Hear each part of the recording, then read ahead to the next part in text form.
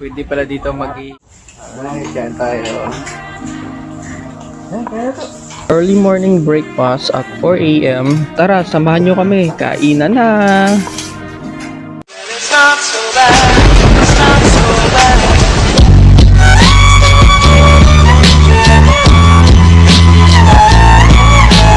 At sa mga oras na ito, pagkatapos namin kumain ay namasyal-masyal muna kami sa Burnham Park. Habang kami ay naglalakad, nalaman ko na pwede pala maglatag ng tent para makapagpahinga. Ang lugar na ito ay sok sa travel budgeting. At isa sa magandang opsyon kapag wala nang makuhang accommodation na matutuluyan.